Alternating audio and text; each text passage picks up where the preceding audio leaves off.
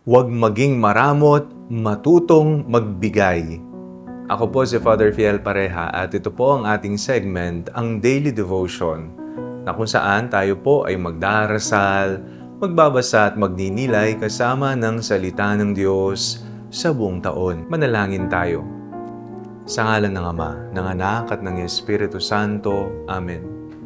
Halina, banal na Espiritu, liwanagan mo ang aming puso at isip, nang maunawaan at may sa buhay namin ng iyong salita. Amen. Our Bible passage for today is from the first book of Kings, chapter 17, verses 7 to 16, and I read it for you.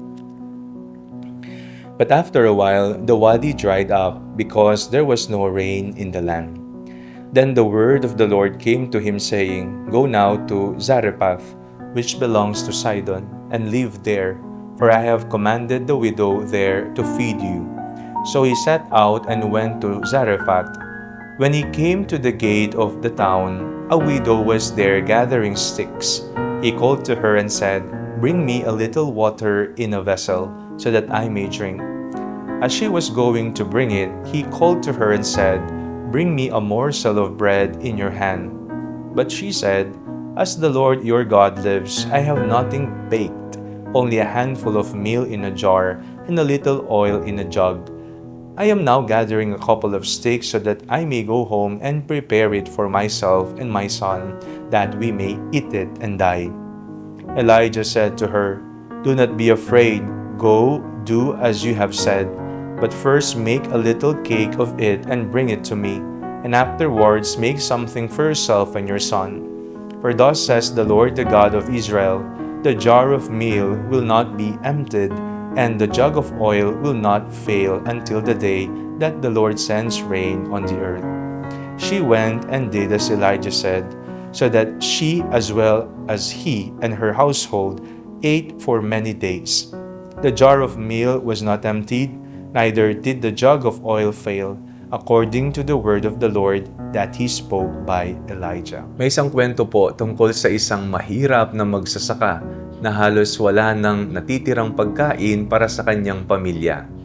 Sa araw, may dumating na kapitbahay na humihingi ng tulong dahil wala na rin siyang makain. Kahit kapos, nagpasya ang magsasaka na ibahagi ang kakaunting mayroon siya.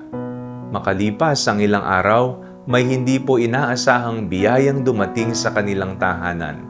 May taong nagbigay ng pagkain at tulong na higit pa sa kanilang naibigay. Ipinakita ng karanasang ito na ang pusong marunong magbigay ay hindi pinapabayaan ng Diyos. Ganito rin po ang mensaheng makikita natin sa ating pagbasa. Sa panahong may matinding tagtuyot, isang balong babae ang halos wala nang makain para sa kanyang sarili at sa kanyang anak. Ngunit nang hingin siya ni Elias ng pagkain, pinili niyang magtiwala sa Diyos at magbigay kahit kakaunti na lamang ang kanyang natitira. Dahil sa kanyang pananampalataya at kabutihang loob, hindi naubos ang kanyang harina at langis ayon sa pangako ng Panginoon. Ang kwentong ito ay nagpapaalala po sa atin na ang pagbibigay ay hindi tungkol sa dami ng kung anong mayroon tayo, kundi sa laki ng ating pananampalataya. Madali pong magbigay kapag marami tayo.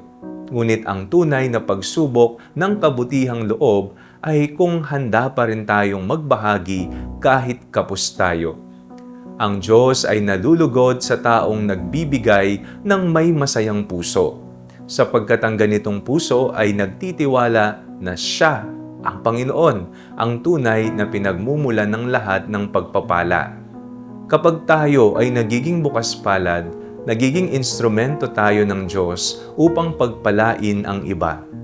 At sa kanyang tamang panahon at paraan, ibinabalik niya ang mga biyayang ibinigay natin ng may pagmamahal at pananampalataya. Ang taong kumakapit sa kanyang mga biyaya dahil sa takot ay maaring mawalan ng kagalakan. Ngunit ang taong nagbabahagi dahil sa pananampalataya ay makararanas ng katapatan ng Diyos. Hindi nauubos ang pagpapala sa kamay ng marunong magbigay. Manalangin tayo. Panginoon, bigyan mo kami ng pusong mapagbigay at mapagtiwala sa iyo.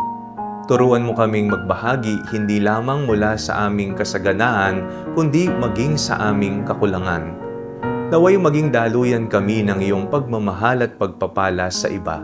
Sa ngalan ni Jesus na aming Panginoon. Amen. Sa ngalan ng Ama, ng Anak at ng Espiritu Santo. Amen.